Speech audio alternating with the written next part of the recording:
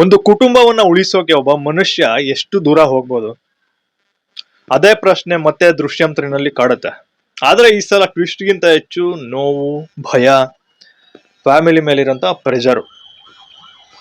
ನಾ ಇವಾಗ ದೃಶ್ಯಂ 3 ಬಗ್ಗೆ ರಿವ್ಯೂ ಮಾಡ್ತಾ ಇದೀನಿ. ಸಿನಿಮಾ ಸ್ಟಾರ್ಟಿಂಗ್ ಅಲ್ಲಿ ಜಾರ್ಜ್ ಕುಟಿ ಈಗ ದೊಡ್ಡ ಸಿನಿಮಾ ಪ್ರೊಡ್ಯೂಸರ್ ಆಗಿದ್ದಾನೆ. ಅವ್ನು ಪ್ರೊಡ್ಯೂಸ್ ಮಾಡಿದ ಸಿನಿಮಾ ಥಿಯೇಟರ್ ನಲ್ಲಿ ಬ್ಲಾಕ್ ಬಸ್ಟರ್ ಹಿಟ್ ಆಗಿದೆ. ಹೊರಗ್ ನೋಡೋದಕ್ಕೆ ಲೈಫ್ ಸೆಟ್ಲ್ ಆಗಿರೋ ಹಾಗೆ ಕಾಣಿದ್ರು ಕೂಡ ಒಳಗೆ ಆ ಫ್ಯಾಮಿಲಿ ಇನ್ನೂ ಆ ಘಟನೆಗಳಿಂದ ಹೊರಗೆ ಬಂದಿರಲ್ಲ. ಅಂಜು ಇನ್ನೂ ಟ್ರೋಮಾದಲ್ಲೇ ಇರ್ತಾಳೆ. ಅವಳಿಗೆ ಟ್ರೀಟ್ಮೆಂಟ್ ನಡೀತಾ ಇರುತ್ತೆ. ಜೊತೆಗೆ ಜಾರ್ಜ್ ಕುಟಿ ಅವಳಿಗೆ ಮದುವೆ ಮಾಡಬೇಕು ಅಂತ ಸ್ವಯಂವರ ನಡೀತಾ ಇರುತ್ತೆ. ಈ ಮಧ್ಯೆ ಬ್ಯಾಕ್ ಗ್ರೌಂಡ್ ನಲ್ಲಿ ಮದುವೆ ನಿಲ್ಸೋಕೆ ಅಂತ ಪ್ರಯತ್ನ ಮಾಡೋದು ನಡೀತಾ ಇರುತ್ತೆ. ಮತ್ತೆ ಹಳೆ ಕೇಸ್ನ ಕೆತ್ಕೋ ಪ್ರಯತ್ನ. ಜಾರ್ಜ್ ಕುಟ್ಟಿಗೆ ಈ ವಿಷಯ ಹೇಗೋ ಗೊತ್ತಾಗುತ್ತೆ. ಅದರಿಂದ ಅವ್ನ ಫ್ಯಾಮಿಲಿಯನ್ನ ಹೇಗ್ ಹೊರಗೆ ತರ್ತಾನೆ ಅನ್ನೋದನ್ನು ಮುಂದಿನ ಕತೆ. ಮತ್ತೆ ಫಸ್ಟ್ ಹಾಫ್ ನಲ್ಲಿ ಬಹುತೇಕ ಫ್ಯಾಮಿಲಿ ಡ್ರಾಮಾ ಮತ್ತೆ ಮ್ಯಾರೇಜ್ ಸೆಟ್ ಅಪ್ ಸುತ್ತಲೇ ಹೋಗುತ್ತೆ. ನಿಜ ಹೇಳ್ಬೇಕಂದ್ರೆ ಒಂದು ಸ್ಟೇಜ್ ನಲ್ಲಿ ಡೈರೆಕ್ಟರ್ ಏನ್ ಪೂರ್ತಿ ಅರೇಂಜ್ ಮ್ಯಾರೇಜ್ ಸ್ಟೋರಿ ಹೇಳಕ್ ಹೋಗ್ಯಾರ. ದೃಶ್ಯಂ ಬದಲು ಸ್ವಯಂವರ ಅಂತ ಟೈಟ್ಲ್ ಇಡ್ಬೋದಿತ್ತ ಅನಿಸ್ತು. ಮತ್ತೆ ಫಸ್ಟ್ ಹಾಫ್ ಸ್ವಲ್ಪ ಸ್ಲೋ ಪೇಸ್ ಇದೆ. ಆದ್ರೆ ಹೋಗ್ತಾ ಹೋಗ್ತಾ ಅನ್ಸುತ್ತೆ ಈ ಮ್ಯಾರೇಜ್ ಸೆಟಪ್ ಸೆಕೆಂಡ್ ಹಾಫ್ಗೆ ಒಂದು ಫೌಂಡೇಶನ್ ಅಂತ. ಮತ್ತೆ ಪಾರ್ಟ್ 2 ನಲ್ಲಿ ಹೇಗೆ ಫಸ್ಟ್ ಹಾಫ್ ಪೂರ್ತಿ ಒಂದು ಮೂವಿ ಪ್ರೊಡಕ್ಷನ್ ಆಂಗಲ್ ಬಿಲ್ಡ್ ಮಾಡಿರ್ತಾರೋ ಹಾಗೆ ಇಲ್ಲಿ ಮ್ಯಾರೇಜ್ ಟ್ರ್ಯಾಕ್ ಬಿಲ್ಡ್ ಆಗುತ್ತೆ. ಮತ್ತೆ ಸೆಕೆಂಡ್ ಹಾಫ್ ನಲ್ಲಿ ಸಿನಿಮಾ ಟೋನ್ ಸ್ವಲ್ಪ ಚೇಂಜ್ ಆಗುತ್ತೆ. ಇಲ್ಲಿಂದ cinema slowly edge of the seat thriller ಆಗಿ ಟರ್ನ್ ಆಗುತ್ತೆ.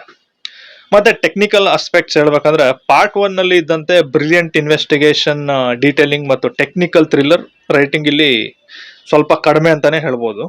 ಪಾರ್ಟ್ 1 ಆಲ್ಮೋಸ್ಟ್ ಒಂದು ಟೆಕ್ಸ್ಟ್ ಬುಕ್ ಥ್ರಿಲ್ಲರ್ ಆಗಿತ್ತು. ಈ ಸಲ ಡೈರೆಕ್ಟರ್ ಜೀತೋ ಜೋಸೆಫ್ ಅವರು ಒಂದು ಥ್ರಿಲ್ಲರ್ ಟ್ವಿಸ್ಟ್ ಗಿಂತ ಎಮೋಷನಲ್ ಕಾನ್ಸಿಕ್ವೆನ್ಸಸ್ ಮೇಲೆ ಹೆಚ್ಚು ಫೋಕಸ್ ಮಾಡಿದ್ದಾರೆ ಅಂತ ಹೇಳ್ಬೋದು. ಮತ್ತೆ ಕ್ರೈಮ್ ಆದ್ಮೇಲೆ ಹಲವು ವರ್ಷಗಳ ನಂತರ ಆ ಕುಟುಂಬ ಮೆಂಟಲಿ ಹೇಗ್ ಬದುಕುತ್ತೆ ಅನ್ನೋದನ್ನ ಎಕ್ಸ್ಪ್ಲೋರ್ ಮಾಡ್ತಾರೆ. ಮತ್ತೆ ಸಿನಿಮಾಟೋಗ್ರಫಿ ವಿಜುವಲಿ ಕೆಲವು ಕಡೆ ಸಿಂಪಲ್ ಆಗಿ ಕಾಣುತ್ತೆ.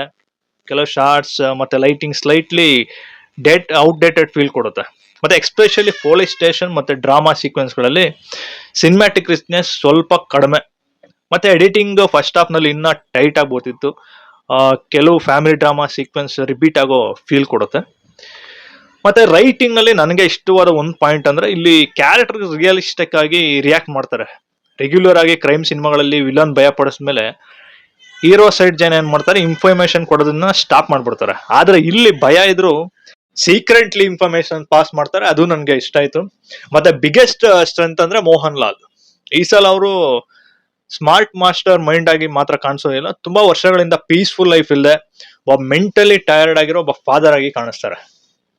ಮತ್ತೆ ಕೆಲವು ಸಪೋರ್ಟಿಂಗ್ ಕ್ಯಾರೆಕ್ಟರ್ ಇಲ್ಲಿ ಅಂಡರ್ ಯೂಸ್ಡ್ ಆಗಿ ಇದೆ ಅಂತ ಅನಿಸ್ತು. ಎಸ್ಪೆಷಲಿ ಒಂದು ಪ್ರೆಸ್ ರಿಪೋರ್ಟರ್ ಕ್ಯಾರೆಕ್ಟರ್ ಅದನ್ನ ಯೂಸ್ ಮಾಡ್ಕೊಂಬೋದಿತ್ತು. ಓವರ್ ಆಲ್ ದೃಶ್ಯಂ 3 ಒಂದು ಪ್ಯೂರ್ ಥ್ರಿಲ್ಲರ್. ಎಕ್ಸ್ಪೆಕ್ಟೇಷನ್ ಜೊತೆ ನೋಡಿದ್ರೆ ಕೆಲವರಿಗೆ ಪಾರ್ಟ್ 1 ಮಟ್ಟದ ಸ್ಯಾಟಿಸ್ಫ್ಯಾಕ್ಷನ್ ಸಿಗದೆ ಇರಬಹುದು. ಯಾಕಂದ್ರೆ ಒಂದು ಫೋಕಸ್ಡ್ ಇನ್ವೆಸ್ಟಿಗೇಷನ್ ಟ್ರಿಕ್ಸ್ ಇಲ್ಲಿ ಸ್ವಲ್ಪ ಕಡಿಮೆ. ಆದ್ರೆ ಎಮೋಷನಲ್ ಕಂಟಿನ್ಯೂಯೇಷನ್ ಆಗಿ ನೋಡಿದ್ರೆ ಸಿನಿಮಾ ಚೆನ್ನಾಗಿ ಕೆಲಸ ಮಾಡುತ್ತೆ. ಸೊ ಓವರ್ ಆಲ್ ಸಿನಿಮಾ ಸಖತ್ತಾಗಿದೆ, ಚೆನ್ನಾಗಿದೆ, ಇಷ್ಟ ಆಗುತ್ತೆ. ಸೊ ಈ ವಿಡಿಯೋ ನಿಮ್ಗೆ ಇಷ್ಟ ಆಗಿರೋ ದಯವಿಟ್ಟು ಸಬ್ಸ್ಕ್ರೈಬ್ ಮಾಡಿ, ಲೈಕ್ ಮಾಡಿ ಮತ್ತು ಶೇರ್ ಮಾಡಿ. ಥ್ಯಾಂಕ್ ಯು, ಧನ್ಯವಾದಗಳು.